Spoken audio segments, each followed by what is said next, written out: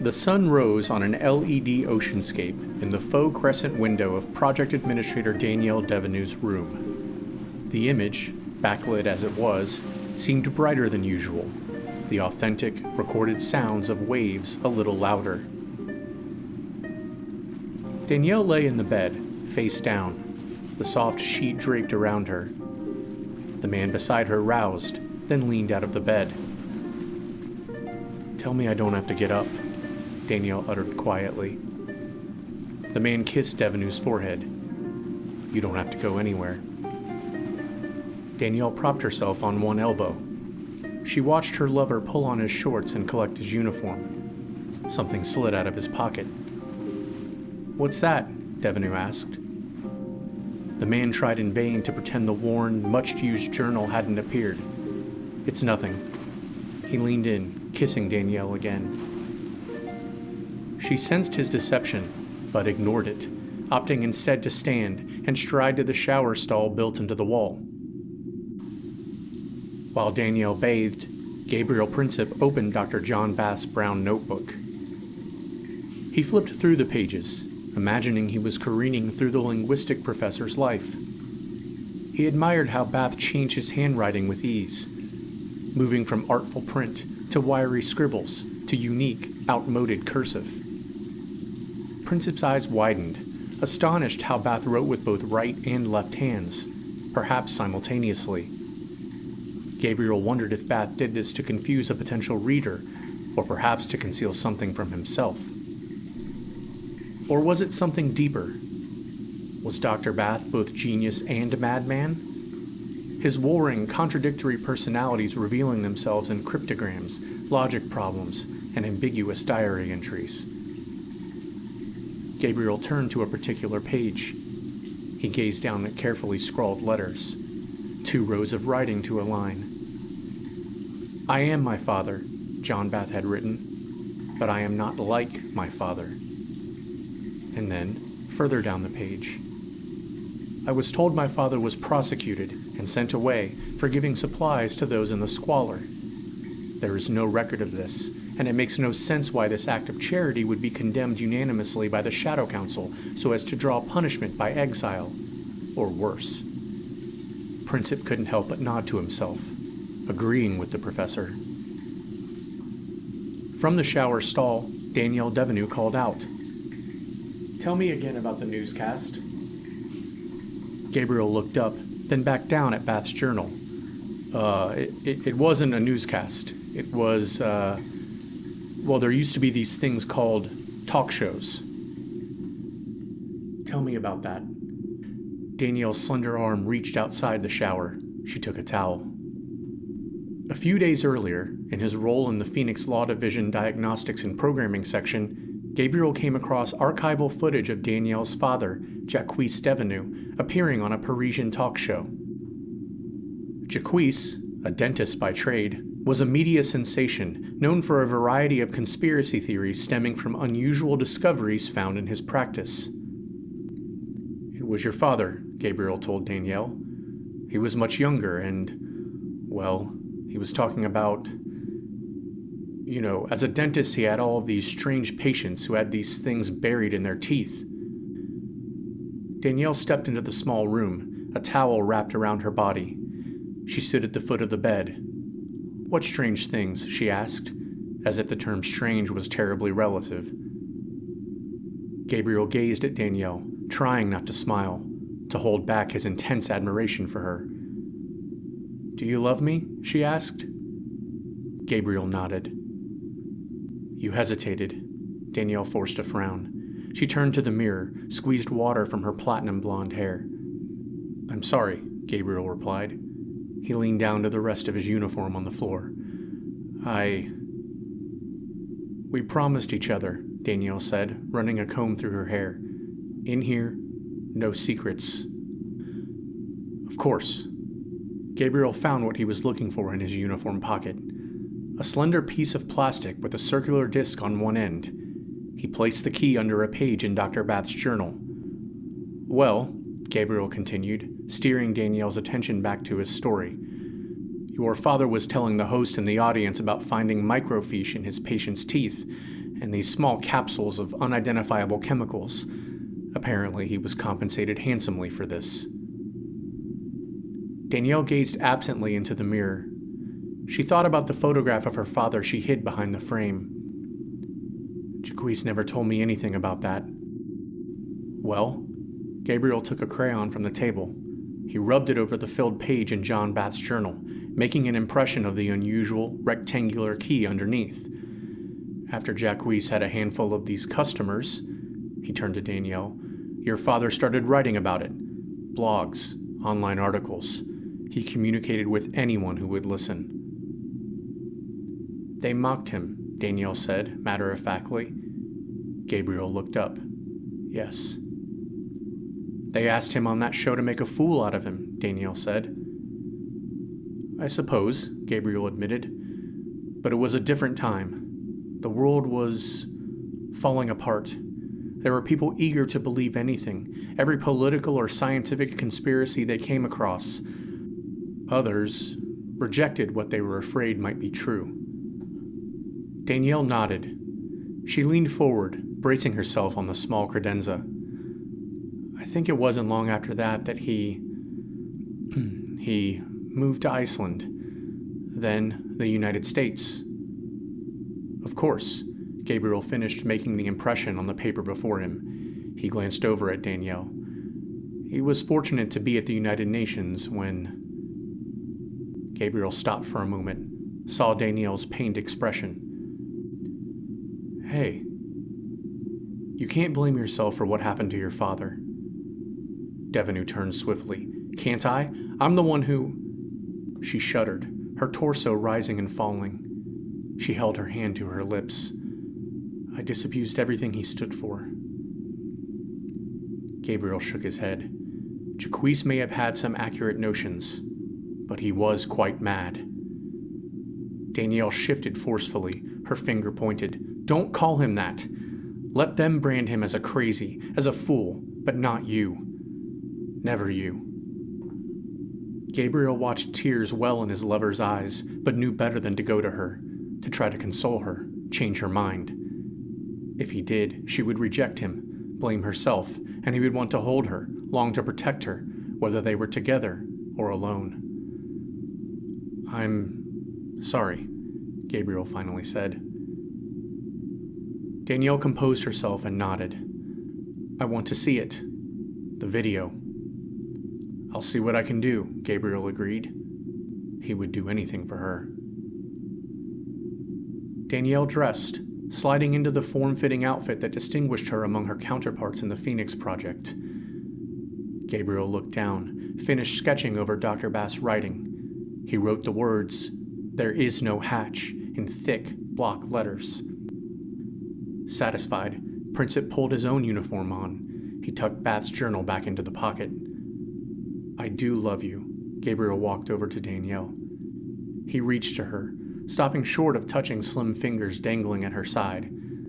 But this, he waved around the room. All of this, the secrets, the job, we have to be careful. In that moment, Danielle Devenue's chin turned up. Brilliant blue eyes scanned Gabriel Princip, seeking.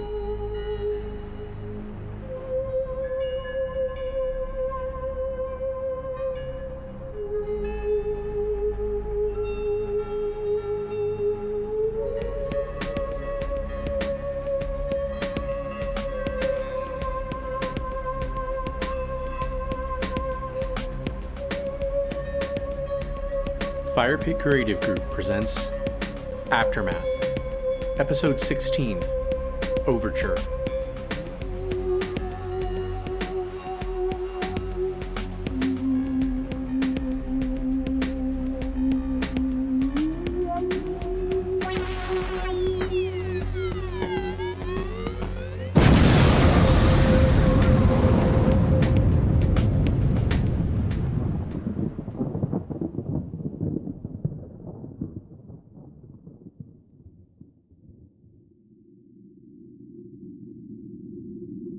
Lieutenant Baker and Corporal Reed stood outside Major Leonard McGillicuddy's quarters in the Phoenix Law Division barracks.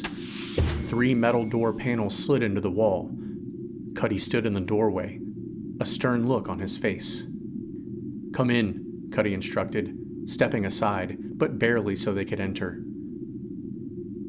Once they were inside, the corporal stood at attention, his back to the portal. The lieutenant started to speak. "Listen, Major, I know what this is about, but..." Cuddy held up a flat palm. "You don't have to say a damn word." For a moment, it seemed the Major was going to turn his back to them, but he didn't. "I don't know what you were thinking, rousting those people in the lower decks. You've disgraced this division, you've embarrassed Colonel Marsh, and you've pissed me off." The corporal remained at attention, eyes fixed on a row of rivets in the wall. Lieutenant Baker stepped up to Cuddy. "With all due respect, sir, you haven't been here much lately, and when you have, you haven't been much help." "I'm on assignment," Cuddy retorted quickly, then wondered why he was justifying himself to his subordinate. "You say," the lieutenant interjected, "but while you're doing whatever, it falls to us to keep the population in line." "And that means tasing poor people?" Cuddy hovered over the lieutenant, their faces a few inches apart. "Punching a pregnant woman?" The lieutenant sighed, unimpressed. "Give me a break, Major. You're the one who trained us. I started patrols with you. Where is this coming from? Is it because of that woman from the cafeteria? The dissidents? We're supposed to crush the dissidents." Cuddy cringed when the lieutenant said the word crush. He searched his mind. Were these his own words being thrown back at him? And worse, did he believe them? "We're supposed to protect people," Cuddy shot back. "Thrashing those in the squalor only emboldens the dissidents, helps them recruit, gives weight to their cause." "But you're not really worried about that," the lieutenant said, his tone suggesting it could be either a statement or a question. "What's that supposed to mean?" Cuddy leaned back without retreating. "When Marsh is gone," the lieutenant said, "you're going to be in charge. But in the meantime, you're ignoring the fact that resources are scarce. The founding generation is dying out. The project requires more maintenance, and there's less production." Cuddy peered at his subordinate. "Go on." The lieutenant continued. "Somebody's got to take out the trash." Cuddy's eyes bore into the other man, waiting for him to finish. When he didn't, the Major leaned in a broad forearm placed under Baker's chin, pushing him against the wall. "Major!" Corporal Reed's stiff posture drooped. He turned to the other man, probably weighing his loyalty to leadership with his need for a job. "You pull a stunt like this again, I will end you," Cuddy growled. He saw the lieutenant gnash his teeth, fighting for air. There was just enough arrogance and fight in the other man.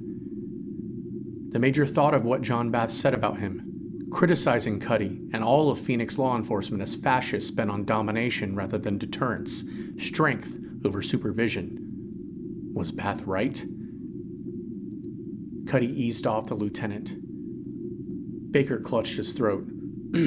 "You won't admit it, but you've been backstopping Marsh for over a year now." "What the hell are you talking about?" Cuddy was confused. Baker swallowed hard, looked up at his superior officer, jealousy controlling every muscle, every nerve in his fixed expression.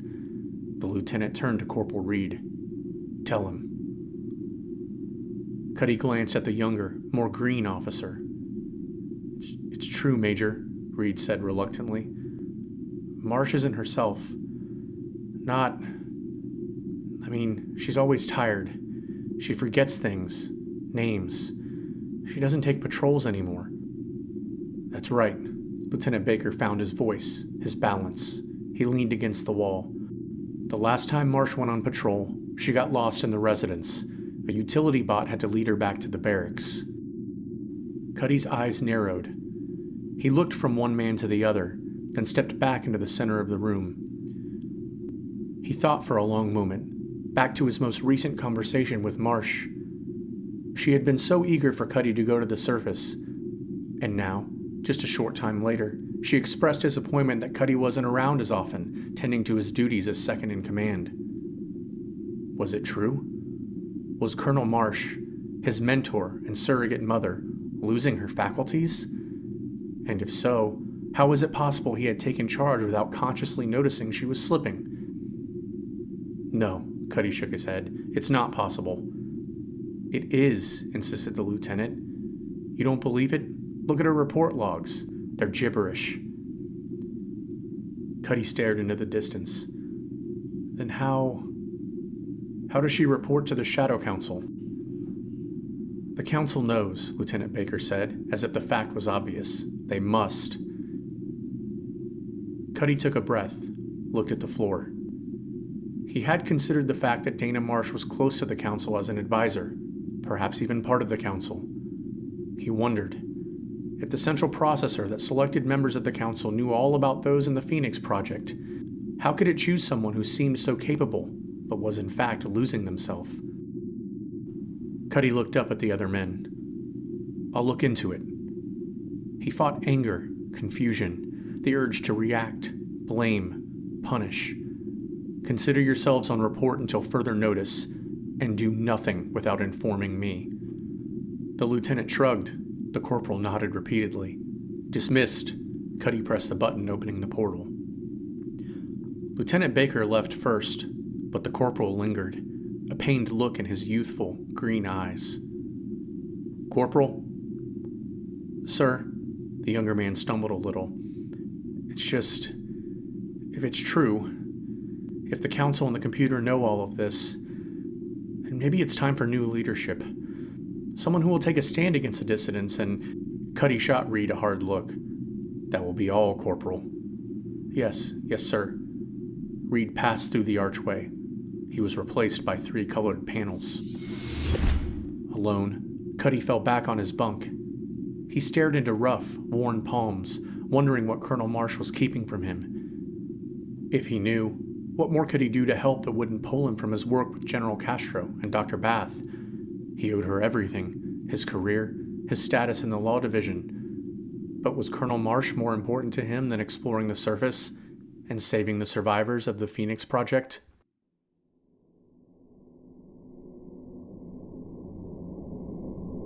It wasn't difficult for General Castro to convince Donna Chang to power up the hardware and send his consciousness through the green stream. Devenu and Kanaya were gone. Castro studied the engineer's intricate drawings on the whiteboards, the schematics spread across her workbench. He made small talk, suggesting the time was right for his return to the surface. We should test the signal strength with only one simulacrum operating and drawing power, Castro told Chang. He watched her eyes widen.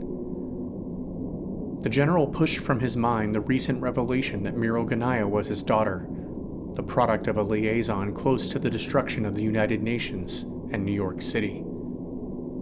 Are you sure? Chang asked. My simulacrum was cast into a hole on that island off Manhattan. Castro recalled being surrounded by mentally ill mutants, a heavily sedated teenager with an eye in the center of her forehead. I'm eager to get back, to get out of there and join the others. Chang nodded. She helped the disabled general disrobe and climb into the transference coffin.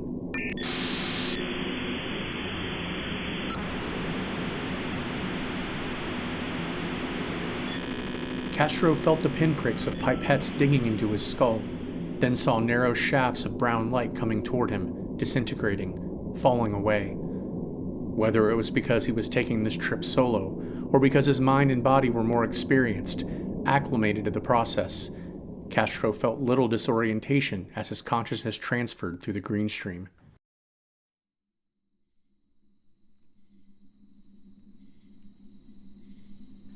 Castro gasped, caught his breath quickly, and opened his eyes.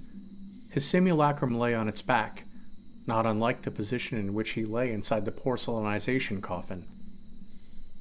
The room was dimly lit, except for a spotty lamp hovering nearby. He looked up, focused, saw splitting wood rafters. Then came a voice nearby, female and sonorous, but unusual, not quite human. It wakes.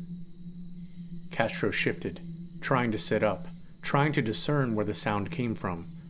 He wasn't restrained, but he felt soft, unable to move. Where am I? Is it human? Or is it something else? Mustering his strength, Castro bent at his midsection. He leaned forward to see his coveralls stripped from his robot body. Thin scraps of his pseudoskin were drawn back at the forearm and wrists, pinned to the table. He felt no pain, but saw the exposed graphene webbing and subcutaneous conduits beneath his simulacrum's lime green coating. I don't know who you are, Castro peered in front of him, mechanical eyes adjusting to the dim world around him, but you've got to let me go. Do I? Must we? The voice was augmented by the flutter of wings. Castro turned, felt something poking in his neck, then a thin layer of pseudoskin falling to his chest. Now, in the light, the general saw his captor. A woman approximately 5.5 feet tall, with an attenuated neck that craned above her feather-covered torso. Orange eyes like beads peered at the general. Her beak-like mouth moved close to his ear. You are not one of Silvio Jones's monsters, and you are unaffected by our potions, our toxins, our cures. You sleep, and then you wake. Who are you? Castro looked at his arms, the peeled-back skin. If his was a real body, this would be a despicable but precise form of torture. He thought of pulling against the needles, pinning back the pseudoskin, wresting himself from there. I should ask you the same thing, Castro finally said to his swan-like captor. The magistrate and our people on this island sanctuary call me La Signa Belle, but you may call me Camille. Castro watched the creature hover into the light, pristine feathers fluttering about a winged body. My God. Castro felt his oculus winding in his robot body's occipital orbit. The first time in his life as a robot he experienced this sensation. No, not God, not human, but perhaps an evolution to the angelic. She floated above the table, above Castro, her arms folded, then stretched out. Camille gazed down, neck craning. I don't have time for this, Castro struggled. He didn't feel the sting of pain in his arms as he pulled against the needles holding him there. But he did feel a stab of discomfort in his head. How was that possible? Your magistrate is a madman. Castro watched viscous liquid seep from his wrists. He hoped the damage wasn't permanent. We're all madmen here. Castro watched her float nearby, unsure if she intended to attack him, to keep him there. You'll hurt yourself. Castro struggled, his augmented strength pulling, prying against the needles and sutures.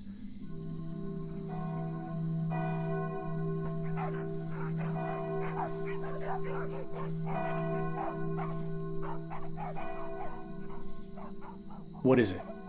Castro watched Camille swoon in the air, her beaked face turning its orange eyes to a crack in stained glass. An attack. Castro pulled against the final restraint and last needle. Fluid spattered. Graphene-laced pseudoskin fell to the floor, followed by the general's robot body. It took Castro a moment to regain his composure. Why? He thought. The robot shouldn't have the same failings and weaknesses as bone, muscle, and flesh. If you're trying to keep me here, Castro said, you've done a poor job. In swift, theatrical movements, La Signa Belle glided up to the rafters, then swooped down in front of General Castro. If I wanted to keep you here, her head wound around him, then back to face him, I could. If I wanted you dead, you would be dead. But, Castro prompted her, I have no use for machines, no need for aberrations, only the organic, those poisoned by pharmacologists and warmongers, fallout and pestilence. As Castro put on his coveralls, a door at the end of the wood-walled room flew open. Two of the magistrate's sentries stood there. Madam, one called out, take shelter. We must man the ramparts. For your safety, pleaded the other man. Then they were gone. Ramparts? Castro asked. Camille's beak drew back into a kind of smile. Go. She seemed saddened by this turn of events. I cannot protect you from Silvio Jones's marauders. Confused but determined, General Castro moved away from Camille. He got to the center of the room, but stopped when he heard something. The general gazed down into the pit in the floor where suffering mutants sat perched on decaying cadavers, the subjects of the magistrate and Lasenia Bell's unholy experiments. "What about them?" Castro asked, unsure of why he was concerned. After all, saving mutants was not part of his mandate from the Phoenix Shadow Council.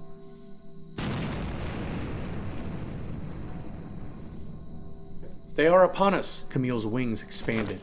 She rose up into the creaking rafters, into the darkness. Out of the corner of his robotic lenses, Castro saw a flash of fire fly past the window, then the ignition and explosions outside. He bent down, leaning over the pit of people on the floor. "Here!" Castro called into the hole. He stretched out a hand to the malformed, emaciated men and women with glazed eyes. The young girl with the single eye in her forehead reached up. "Please." "Come on." Castro took her hand. He hoisted her out of the pit into the room. "Help me," he insisted. "Help me save the others." But the young girl went immediately towards the door. He saw motion outside and called out. A bottle pierced stained glass. The bottle crashed to the floor, the fuel inside it igniting instantly near the dazed mutant girl. "No!" Castro shouted as the girl was engulfed. The room filled with flames. Rotting floorboards and debris ignited instantly. Castro reached back into the pit, grasping desperately for outstretched hands clawing for him. He tried to lift bodies before being engulfed in clouds of smoke, wisps of flame that caused his optical sensors to adjust frantically against his control. Disoriented, the general weighed his options. How many more could he save before he was consumed in flame? Would he be set upon by the magistrate's soldiers or their enemies? Damn it! He fled through a wall of fire, bypassing the blocked door. His simulacrum charged stained glass, shattering it. The general rolled into overgrown shrubs. He watched men flee across a patch of thin grass. As fire turned the building at his back to cinders, he saw the magistrate's costumed guardsmen run into one building and out its rear exit. They hauled heavy arms, rotating cannons, and boxes of explosives. A man stopped near General Castro. "To your stations!" he shouted, and hoisted something that looked like a trumpet over his shoulder. He fired a red flare overhead. Castro was watching the flare when a shot rang out, felling the man with the empty launcher. The general ducked down, crawled into a thicket of briar and ivy. Peering through the cover of leaves, he watched mutants in tatters, madmen in makeshift uniforms race to and from small buildings. Bullets echoed. Rifle fire blasted into the night, coming from somewhere near the docks, the eastern shore where Castro crashed almost 8 hours earlier. Castro crawled from the bushes, keeping low to the ground. He hovered over the body of the man who fired the flare that now diminished overhead. The general reached the man quickly, purposefully. He took a sharp, steel-folding razor, a revolver, and a handful of flares from a bag lying nearby. More rifle sounds rang out into the darkness. Glass cracked, wood splintered. The sound of cannons and explosions rocked one side of the island. Castro ran west, away from where the battle roared. The distinct voice of the magistrate filled the darkness. "My children, my brothers, the heathens are upon us. We knew this day was coming, and now we must show our resolve for purity's sake." The voice became distant as Castro fled through the woods. Limbs without foliage reached like stiff tendrils, pointing him away from danger. "Fight to the last man! Fight to the death!" A small canister landed a few feet from the general. A sharp bang rang out as the grenade exploded, releasing a green cloud around him. The gas had no effect on the general's simulacrum. Something leapt from between the trees, racing at him. Castro reacted instinctively, charging the tall, wiry figure with ghastly, hard tumors covering his body. Khaki fatigues covered the shirtless creature's legs. Its face was concealed by a primitive gas mask. Castro watched it raise a machete between them, the blade glinting in the moonlight. The general deftly avoided the downstroke, then launched at his attacker. His fist struck the man's throat with enough force to knock him to the ground. Castro hovered over the creature. "What the hell are you?" He spoke aloud and lifted the rubber mask from the man's face. A fat, serpentine tongue lolled between the man's teeth. Good Lord. Castro gazed at mangled fangs, the tumor-ridden bodies spotted by pulsating leeches. Curse you and your pathetic magistrate, the creature hissed. Silvio is taking back this island. You hear me? Your magistrate is finished. Castro kicked the man hard in the temple, knocking him unconscious. Not my magistrate, Castro spoke coolly and retrieved the machete. He turned from the battle, stealing away through the woods.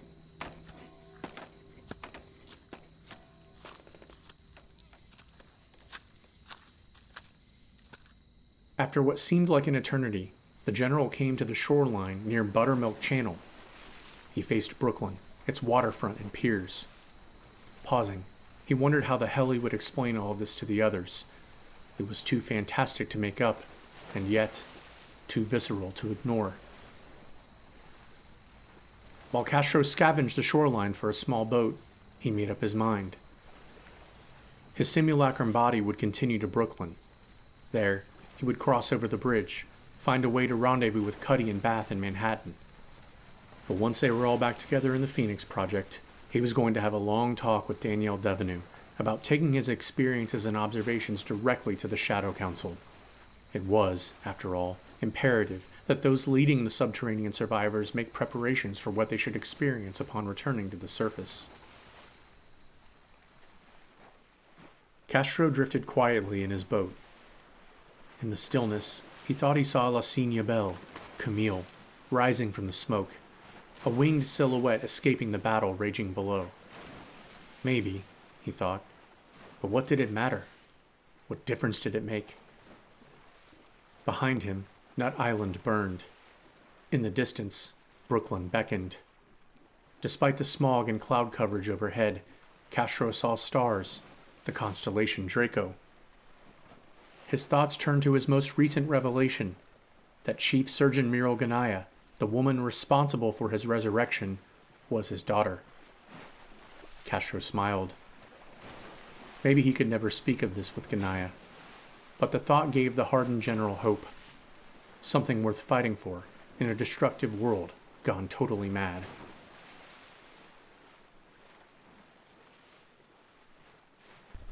Aftermath, a Fire Pit Creative Group production, based on a story created by Rhett Davis, with characters created by Warren Davis, Willem de Greef, and Cole Hoopingarner. Written by Warren Davis, with Willem de Greef and Cole Hoopingarner. Narrated and produced by Cole Hoopingarner, with Warren Davis. Music composed by Warren Davis. And video production by Willem de Greef. Links for the sound effects used in Aftermath can be found in each episode's description. Aftermath and its story and characters are copyright 2019 by Fire Pit Creative Group.